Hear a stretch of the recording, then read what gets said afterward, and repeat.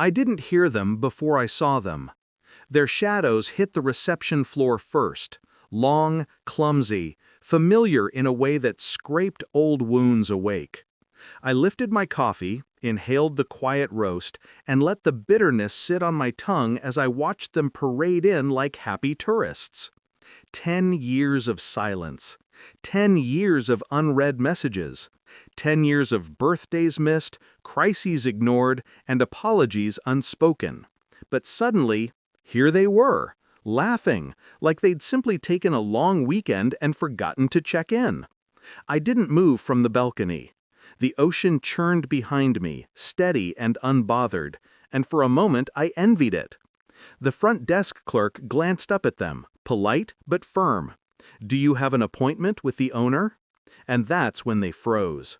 Their smiles cracked, revealing fear beneath, thin, brittle, unmistakable. Because owner didn't mean the landlord or a manager. It meant me.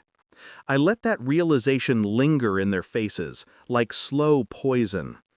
People like to pretend betrayals happen all at once.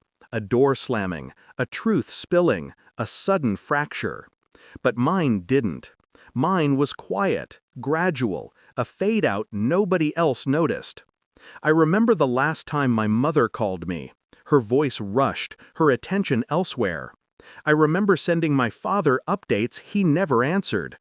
My siblings stopped inviting me to anything years before that, as if my existence had become an inconvenience they didn't care to address. Back then, I tried.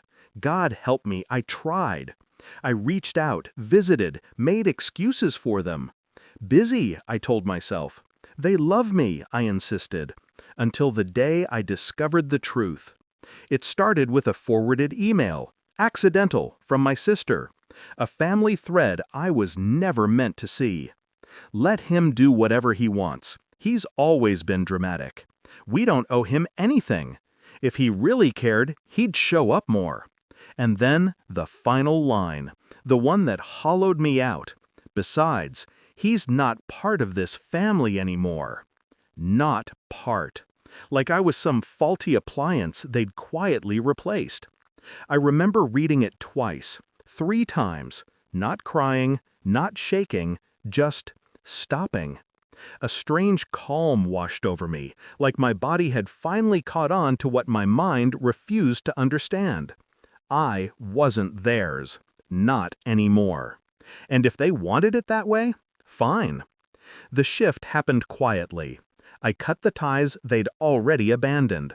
Not out of spite, out of precision, out of necessity. I moved states, built a business they knew nothing about. And when that business grew into something larger than I'd ever imagined, I protected it like a second spine. Everything under my name, everything airtight, everything silent. When I bought the beachfront property, I didn't tell a soul. I designed it for peace, not performance. A place without echoes from the past. I didn't expect they'd ever show up, but I prepared anyway, just in case. The plan didn't start when they walked in today. It started the moment I stopped needing their approval. Still, seeing them now, crowded around the front desk, trying to act casual while confusion gnawed at them, was its own quiet victory. My mother whispered something to my father. He frowned.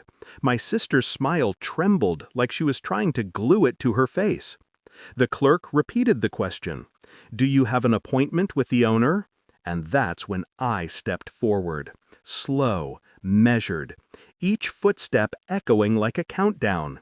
Their heads snapped up. My mother gasped. My father blinked as if I were a ghost he hadn't prepared to see. I took my time reaching the bottom of the staircase. Then I said, calmly, "No appointment, no access." Their mouths parted, shock, hurt, outrage, all fighting for space. My sister stepped forward. No. The word cut clean. For 10 years, I continued, you wanted nothing. You chose nothing. You answered nothing. Don't pretend you suddenly remembered me. Don't pretend I owe you my door, my home, or my time. My father stiffened. We're still your family. I let a small, almost kind smile tug at my mouth. You made sure I wasn't. Silence dropped over them, thick, suffocating, inescapable.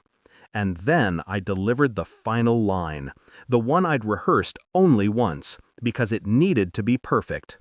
You don't get to arrive 10 years late and expect the door to still be open. I nodded to the clerk. Please escort them out. They were led away slowly, protest fading into embarrassment, then into the hollow quiet of realization. I watched them leave without satisfaction, just clarity. And when the doors shut, I felt something uncoil inside me, light, clean, final, relief. Because they taught me what love wasn't, and I finally learned what freedom was. I turned back toward the ocean, lifted my coffee to my lips, and whispered the only truth that mattered anymore. I'm done waiting.